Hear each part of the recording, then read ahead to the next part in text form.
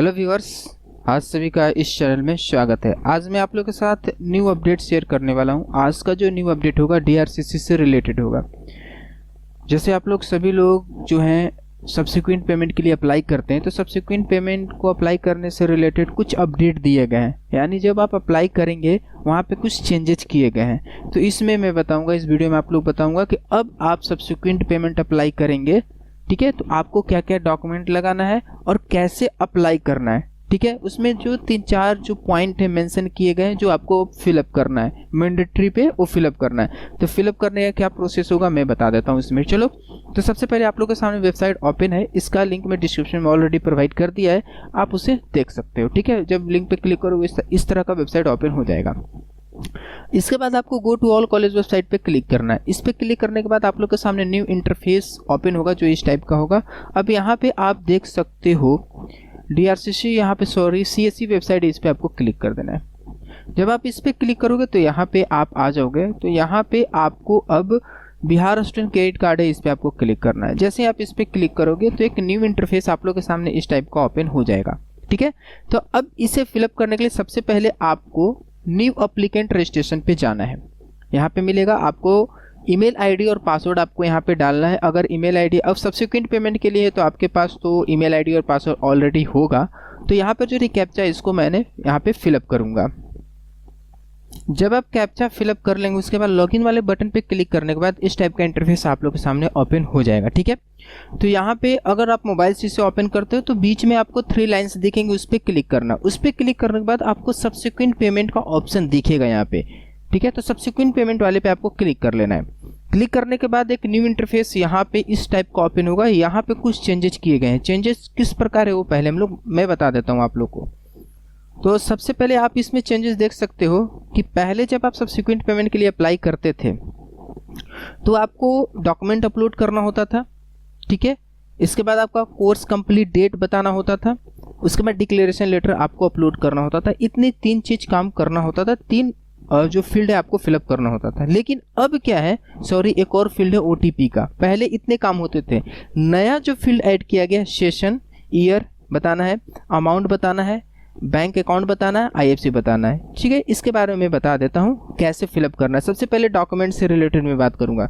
जो भी new student होंगे मार्च 2023 से आपका जो डॉक्यूमेंट अपलोड होगा उसमें आपका प्रमोशन लेटर और ओरिजिनल मार्कशीट यहाँ पे अपलोड करना है। अब ओरिजिनल मार्कशीट किसका ओरिजिनल मार्कशीट होगा? मान लो कि आप 3rd ईयर के स्टूडेंट हो, ठीक है, तो आपको 2nd ईयर का ओरिजिनल मार्कशीट अपलोड करना है। अगर ओरिजिनल मार्कशीट नहीं है, इंटरनेट से डाउनलोड किया हुआ मार्कशीट है, तो कॉलेज से स्टैम्प और जो सिग्नेचर है वो करवा लेना, मोहर आपको करवा लेना, सिग्नेचर आपको करवा लेना, ठीक है। सेकंड आपका प्रमोशन लेटर। अब प्रमोशन लेटर किसका होगा? मान लीजिए आपने 2nd ईयर का एग्जाम कंप्लीट किया, 3rd ईयर में आ गए, तो 3rd ईयर का आपको प्रमोशन लेटर चाहिए, ठीक है। सेमेस्टर वाइज भी इसी तरीके से करेंगे क्योंकि सेमेस्टर वाइज का सेमेस्टर से रिलेटेड पढ़ाई चलते हैं, ठीक है।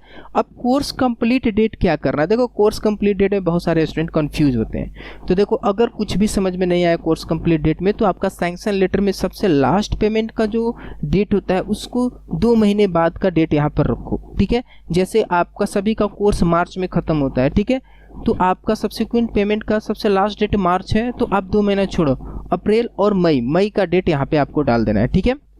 अब डिक्लेरेशन लेटर, आपको डिक्लेरेशन लेटर यहाँ से डाउनलोड करना है। सिग्नेचर आपका वैसा ही रहना चाहिए जब आप एग्रीमेंट के समय किए थे, और यहाँ क्लियर भरना होता है डिक्लेरेशन लेटर। अगर धुंधलापन हुआ, ब्लर हुआ डिक्लेरेशन में, तो रिजेक्ट हो जाएगा। आपको ओटीपी मालूम है, आपका जो आधार कार्ड है, आधार कार्ड से जो नंबर लिंक है उस पर ओटीपी आता है, ठीक है।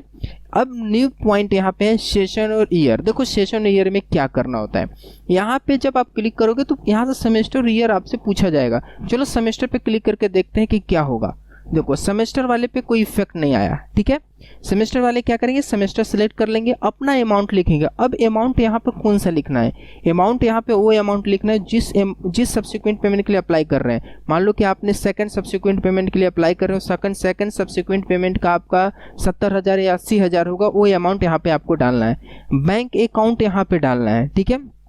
जो आपके नाम का बैंक अकाउंट होना चाहिए, ठीक है, और वैसा बैंक अकाउंट नंबर डालना चाहिए जो आपका रजिस्टर हो, जो डीआरसीसी में आपने रजिस्टर करवाया हो। नहीं है तो एक बार आप डीआरसीसी से कांटेक्ट करना। फिर आपको आईएफसी यहाँ पे डालना है, ठीक है, सेमेस्टर वाले। अब ईयर वाले में बात करता हूँ। ईयर वाले स्टूडेंट को क्या करना है, अब बता देना है कि कौन से ईयर में हो, ठीक है।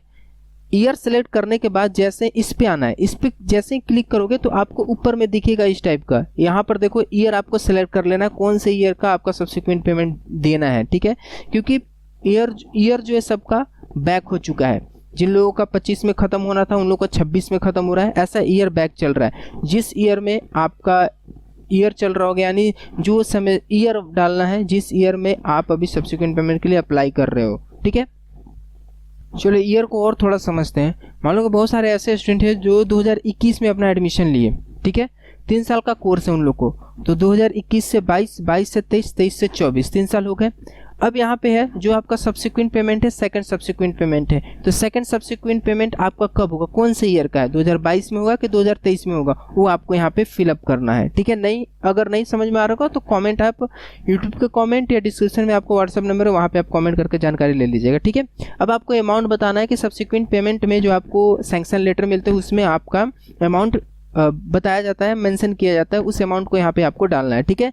बैंक अकाउंट नंबर यहाँ पे डाल देना है। इसके बाद यहाँ पे आईएफसी डालना है। याद रखना बैंक अकाउंट नंबर और आईएफसी आपके नाम का ही होना चाहिए। और इसमें ये भी ध्यान रखना कि पहले से ये रजिस्टर्ड हो आपके डीआरसीसी में, नहीं है तो आपको डीआरसीसी में एक बार कांटेक्ट करना होगा। जब आप पूरे फिलअप कर लोगे तो इसके बाद आपको यहाँ पर सेंड ओटीपी पे क्लिक कर देना है। सेंड ओटीपी पे क्लिक करने के बाद क्या होगा उसे हम लोग देखते हैं। एक और पॉइंट पे ध्यान रखिएगा, जैसे इस पर क्लिक कीजिएगा, ठीक है, मैं इसे इरेज कर देता हूँ थोड़ा, तब ये नजर आएगा, ठीक है। जैसे ही इस पे आप क्लिक कीजिएगा तो ईयर सेलेक्ट करने के बाद आपको यहाँ पे डन दिख रहा होगा, डन पे क्लिक कीजिएगा तभी आएगा, ठीक है। मैं यहाँ पे रैंडम ईयर डाल रहा हूँ, कोई ये डेमो में बता रहा हूँ, आप लोग अपना ईयर डालिएगा जो सही होगा, ठीक है। मैं यहाँ पे 35,000 रुपये यहाँ पे फिलअप करता हूँ। बैंक अकाउंट नंबर में कुछ भी यहाँ पे डाल रहा हूँ, ये मेरा वैलिड नहीं, बस आप लोगों को समझाने से रिलेटेड मैं बता रहा हूँ। बी की आईडी, ठीक है।